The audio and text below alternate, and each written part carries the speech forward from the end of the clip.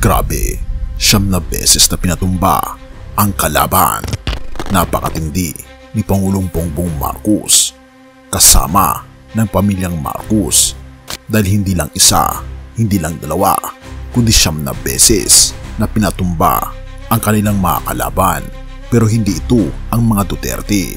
Mas malaki ito, pero sino nga ba sila? Sa ibang balita, ibinasura ng Sandigan Bayan 2nd Division ang 5 million peso ill-gotten wealth case laban kina dating Pangulong Ferdinand Marcos Sr., dating First Lady Imelda Marcos at kanila umanong crony na si Fernando Timbol. Si Timbol ay dating photographer ng mga Marcos. Isinampa ng Presidential Commission on Good Government o PCGG ang kaso noong July 1987 dahil illegal umanong nakakolekta ng mga sasakyan at appliances si Timbol dahil sa koneksyon niya sa mga Marcos. Sa desisyon ng Anti-Graft Court noong February 18, hindi nakatanggap-tanggap nila na ituloy pa ang kaso dahil halos 4 na dekada nang hindi inaksyonan ng prosekusyon.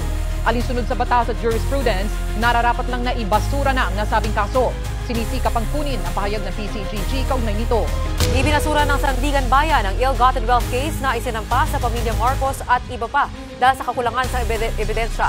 Sa desisyon ng 2nd Division, dinismiss ang kasong isinampa ng Presidential Commission on Good Government o PCGG dahil bigo ang prosekusyon na patunayan ang alegasyong may tagong yaman ng mga Marcos. Ayon sa korte, hindi inaksyonan ng prosekusyon ang kaso mula pa noong 1994 kaya tinuring itong napabayaan at nakalibutan. Dahil dito tuluyan nang isinara ng Sandigan Bayan ang kaso at inalis ang anumang parusang danyos laban sa mag-asawang Marcos.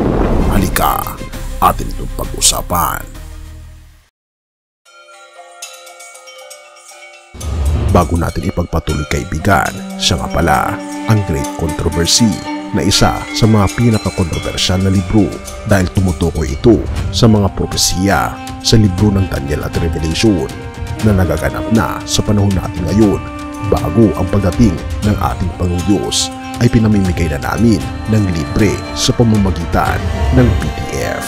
At ito ay nasa limited lamang na panahon kaya i-click mo sa description sa baba upang ma-avail mo kaibigan ang napaka-importanteng libro ito na magbubukas sa iyo sa mas maliwanag mong hinaharap. Purihin ang ating Panginoong Diyos at tayo magpatuloy. Isang malupit na kwento ang naganap sa loob ng ating sistema ng hustisya. Paulit-ulit, 9 na beses, tinangkang pabagsakin. Pero sino ang bumagsak? Hindi ang mga Duterte. Ang totoo, nauna pa ito sa kanila. Pero bago malaman ang buong detalye, kailangan mong intindihin kung paano nagsimula ang lahat. Noong 1987, isang reklamo ang isinampa laban sa pamilyang Marcos. Ang layunin, bawiin di umano ang mga ari-arian daw na sinasabi nilang hindi raw nila lehitimong pagmamayari. Ang kaso, mga luxury vehicles na nagkakahalaga ng mahigit 5 milyong piso. Isang simpleng kaso lang ba ito? Hindi.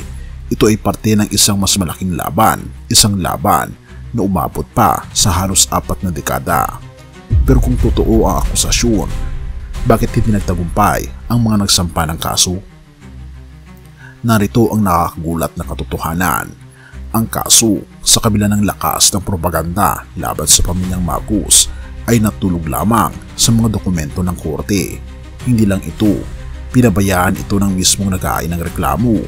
Ngunit hindi lang ito ang unang beses na nangyari ito.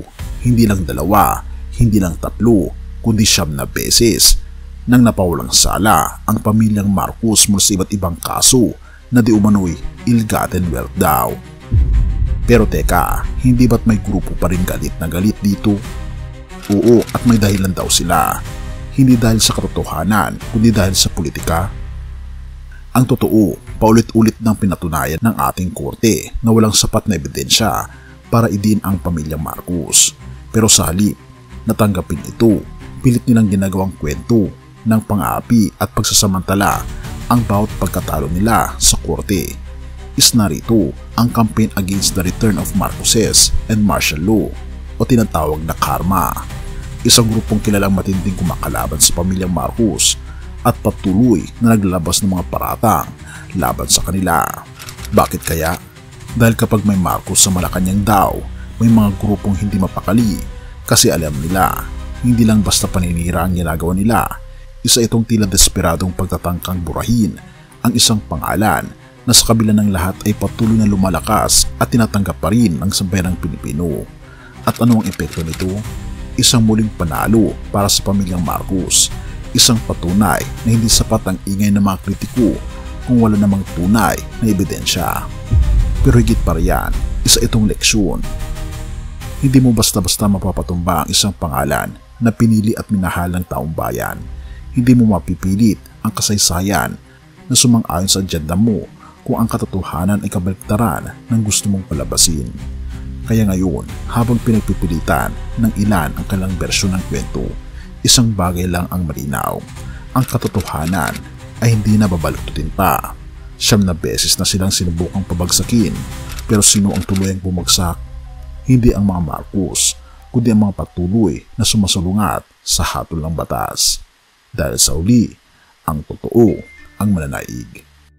Have mercy, O God, at purihin ang ating Panginoong Diyos. Mateo 7 verse 1. Huwag kayong magsihukom upang huwag kayong husgahan. Sa mundo ng politika at hustisya, madalas nating makita ang mga laban at akusasyon laban sa iba't ibang tao, gaya ng sinapit ng pamilyang Marcos. Pero ano nga ba ang tunay na hustisya sa harapan ng ating Panginoong Diyos? Sa Mateo 7 verse 1, itinuro ng ating Panginoon Jesus na huwag tayong maging mapanghusga dahil ang parehong panukat na ating ginagamit sa iba ay gagamitin din sa atin. Maraming tao ang nag-aakala na sila ang hukom ng kasaysayan, ngunit ang totoo, ang ating Panginoon Kristo lamang ang may kapangyarihang umatol ng may tunay na katarungan. Katulad ng mga kasong paulit-ulit na ibinabato laban sa pamilyang Marcos, may mga grupong hindi matanggap ang desisyon ng korte at patuloy na hinahatulan sila. Ngunit ang tanong, tunay ba silang naghahanap ng katarungan o nais lang nilang ipilit ang sariling interes? Sa gitna ng lahat ng ito, dapat nating alalahanin na ang tanging makapagbibigay ng tunay na hustisya ay walang iba kundi ang ating Panginoon Jesus. Ano ang dapat nating gawin bilang mga Kristiyano? Una, magtiwala tayo sa ating Panginoon na siya ang tunay na hukom sa lahat ng bagay. Pangalawa, huwag tayong madaling madala sa mga paninira at maling impormasyon. Sa halip hanapin natin ang katotohanan sa pamamagitan ng panalangin at pagsasaliksik ng salita ng ating Panginoon Diyos. Pangatlo, huwag nating hayaang lamunin tayo ng galit o pagkamuhi sa nakaraan. Kung tunay tayo mga tagasunod ng ating Panginoon Kristo, dapat tayong mamuhay sa kapayapaan, pagpapatawad at pagmamahal kahit pa sa taong may ibang paniniwala. Sa huli, hindi tao ang huhusga ng ating kasaysayan, kundi ang ating Panginoon Kristo mismo. At kapag dumating ang araw ng paghuhukom, hindi ang politika ang mananaig, kundi ang kanyang walang hanggang katotohanan. Purihin ang ating Panginoong Diyos. Kaibigan, tandaan, sa lahat ng laban sa mundong ito, ang ating Panginoon Jesus ang ating tanging sandigan at hukom. Purihin ang ating Panginoon Diyos at tayong manalangin. Ama naming Diyos na makapangyarihan sa lahat, tunay nga po Panginoon na kayo po'y tunay na umiibig sa amin. Tulungan niyo po kaming magkaroon ng bukas na puso upang hanapin ang katotohanan sa iyong salita. Huwag niyo po kaming hayaan na maging mapanghusga, kundi turuan niyo po kaming maging mapagmahal at magpatawad gaya ng pagmamahal mo sa amin. Ipagkaloob niyo po sa amin ang tunay na hustisya sa aming bayan at ituro niyo po sa amin kung paano maging ilaw sa madilim na mundo. Salamat po Panginoong Diyos sa patuloy na pag-aalaga sa amin at sa pakikinig ng aming panalangin at patuloy kaming patnubayan at patawarin po kami sa lahat ng aming pagkukulang at pagkakasala sa pagkatulong isang hiling sa matamis na pangalan ng aming Panginoon Jesus. Amen.